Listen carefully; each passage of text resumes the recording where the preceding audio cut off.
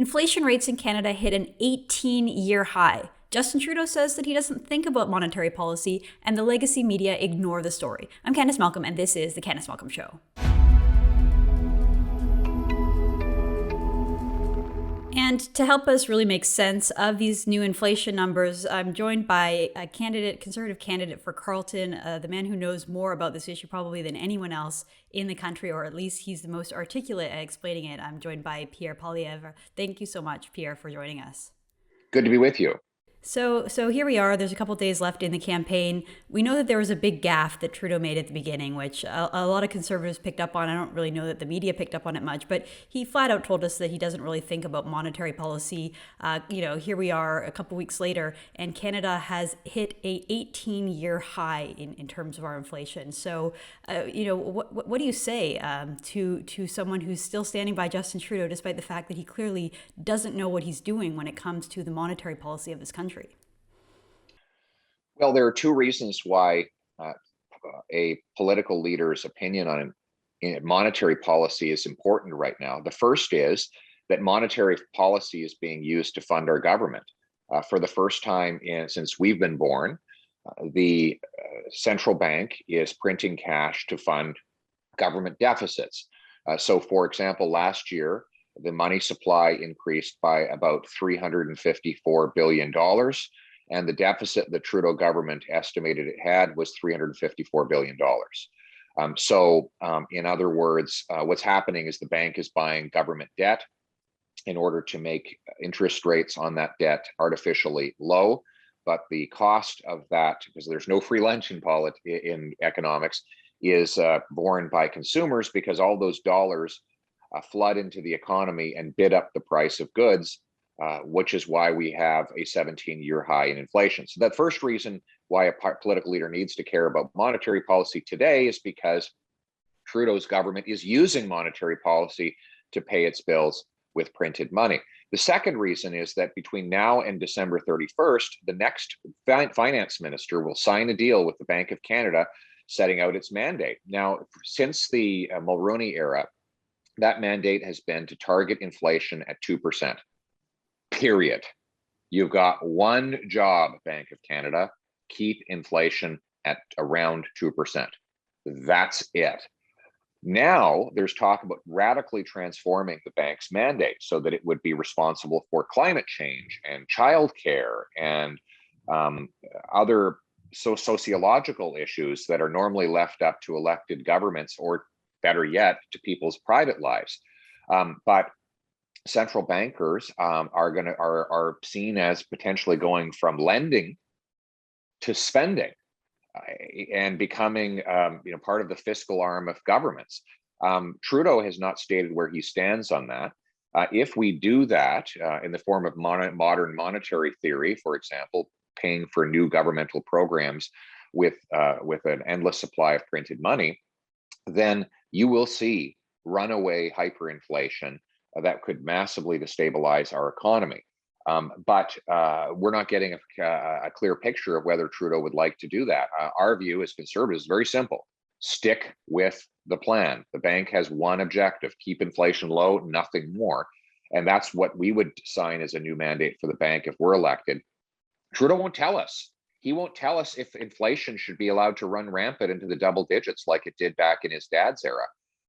And that led to 20% interest rates and the highest suicide rate in Canadian history in 1983, as so many people were losing their houses, their jobs, and their livelihoods that they could no longer survive. So my point is here that because they're funding government with printed money, and there's a new mandate for the Bank of Canada coming up this year, a political leader must have a clear answer to what he would direct the Bank of Canada to do.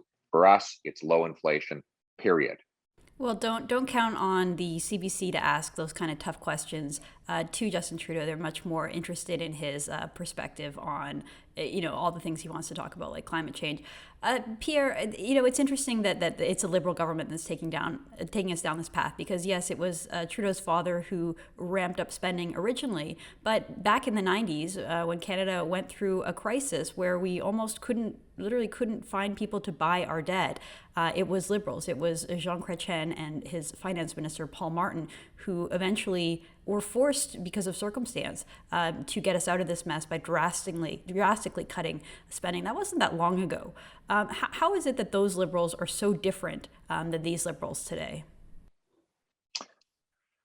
Well, the Liberal Party's been taken over by radical leftists who have a state-driven ideology whereby the government takes over every aspect of our lives. And this is not the party of Chrétien, Martin, Manley. This is the party of Gerald Butts and other hardcore radical socialist leftists who believe that they have the ability to run other people's lives, including their economic lives. And that's why we're seeing a relentless expansion of the state. That's pretty terrifying. So let's break this down about what it might mean to everyday Canadians across the country. So, you have these politicians in Ottawa who are drastically increasing the amount of money spent. We have these bankers who are drastically increasing the money supply.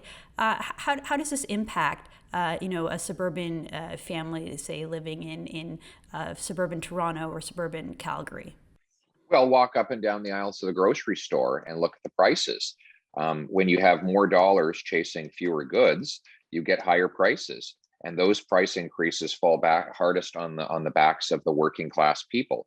Of course, it's not the rich that have to worry about these higher prices. It is the working poor. The rich are actually benefiting, ironically, from the inflation because their asset prices go up. If you own a $10 million mansion and your house price inflates by 30%, you just made $3 million for doing nothing. If you own stocks, bonds, gold, or other assets that inflate with the price of goods, well, then you're getting richer by the day. And that's why you don't see any banking economists complaining about this. They're loving it. They're just rolling around in all of this cash. But if you're a single mom living on a minimum wage, you're paying 7% more for meat, 32.5% more for gasoline, 7.2% more for vehicles, 5.3% more for appliances, 20% more for travel accommodation, and your housing payment, either for rent or mortgage, is up almost 15%. So basically what you see here is a massive wealth transfer from working class consumers to extremely wealthy asset owners. So this is the irony, Candice. Trudeau was asked, he was Mr. Middle Class back in 2015. He's forgotten that now. They said, what's the middle class? He said, well, the middle class are people who live off their income, not their assets. Well, these are the people who are getting screwed by the inflation today. If you live off your income is dropping relative to its purchasing power because of Trudeau's inflation. But if you live off your assets, you're getting vastly wealthier as those assets increase in price.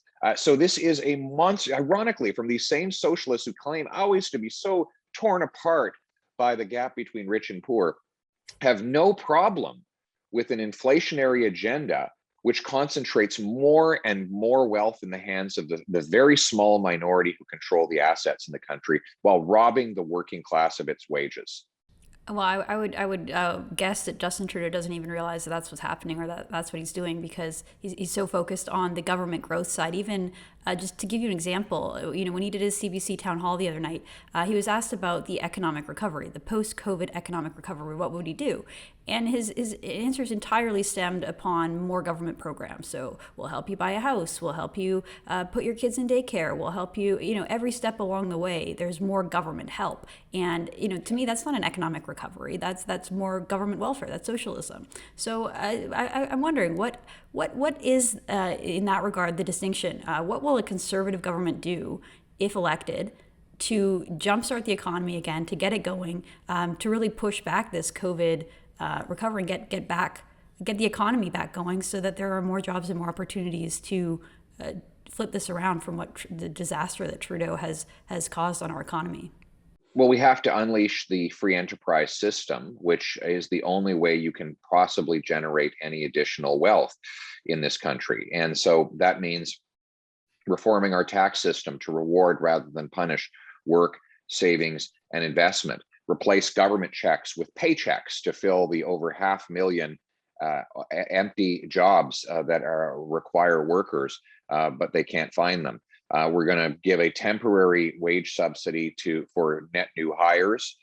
We're going to cancel the government takeover of childcare and replace it with a direct tax credit that puts $4,000 in the pockets of parents, but lets them decide the childcare option of their choice. We're going to push for the world's fastest building permits so that things can get constructed in this country. We're going to give a tax break for made in Canada vaccines, medications, and other medically related innovations, so that we can actually keep more of the medical production here in this country. We're going to make it fast to get a mine approved so that instead of importing electric car batteries from China, we can mine the lithium, the cobalt, the nickel that is necessary to do it here. Ironically, to do it much more cleanly than more clean and green than is being done in China. And we're going to reform the tax and regulatory rules to empower First Nations to invite business and commerce and development onto their lands where they so choose, so that they can provide their people with paychecks. In other words, and we're going to let the government spending get back to normal. Can't phase out the pandemic spending as the pandemic comes to an end. So in other words, get people back to work, get spending back to normal, and get business making stuff here in Canada, make more, cost less, paychecks, not debt. That's great. Well, that sounds like something that's greatly needed for the country. Final question, Pierre. Given how much money Trudeau has spent over the last 18 months, given the precarious inflation situation and the finances of the country, these topics have barely been touched upon. We had a debate the other night, the English debate, which I don't think talked about economics or COVID recovery until the very last half hour of the debate, by which point most Canadians had tuned out. We did a survey here at True North, a scientific poll that found that if you were a Liberal voter, the issues you really care about was climate change and COVID. If you were a Conservative voter, the issues you really care about are debt, government spending, economic recovery. So really, really different issues depending on which party you're looking to vote for. And unfortunately, these economic topics have barely been touched upon.